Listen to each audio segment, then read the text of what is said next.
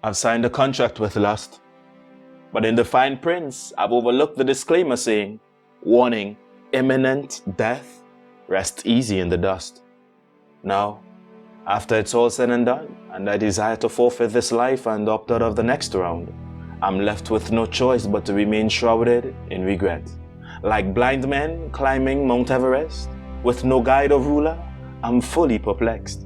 An avalanche of destruction comes, and I couldn't see it coming. Now I'm toppling down this wretched mountain, snowballing, thinking life has just been hardballing me. But it's my recompense, and this payment I can't shake like a feeling in the past tense. Now I'm past tense, no offense nor defense, just a despairing man in regret, because he's been too long straddling the fence. And the contractor told me I couldn't sign off because the stone was just set and the ink still wet.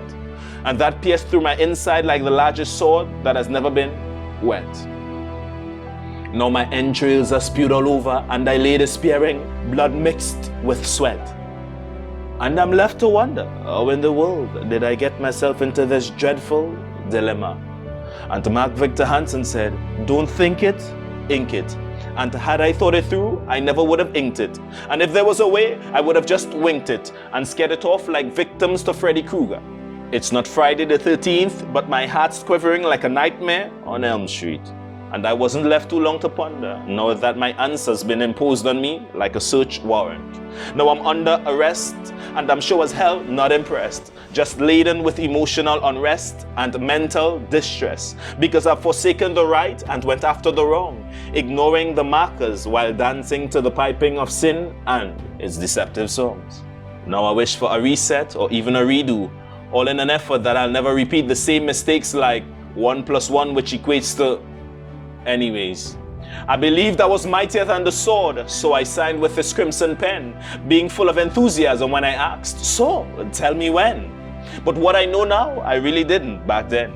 And it brings truth and evidence to that famous saying, the pen is mightier than the sword. And I'm living proof that it is, because I've been fighting with swords tirelessly, yet my efforts only prove to be empty.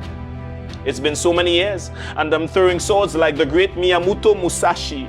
And technically, that should have now made me the greatest swordsman in all of history. But this only proves to be the biggest irony. So excuse me while I go on and label it the known mystery. Is there anyone with ears that can hear me? I'm pleading with you, stop. Take a hard look around and always read the fine prints before signing off on contracts in life with wet ink. For you're going to be promised the kingdoms of the world, and everything else you're led to believe is a cure for the void in your soul. Yet at the end, the reality only shows itself late while you spiral out of control. It's all a careful plan for you to gain the world and lose your soul. So be sure you know what's to come when you sign off on those contracts with wet ink.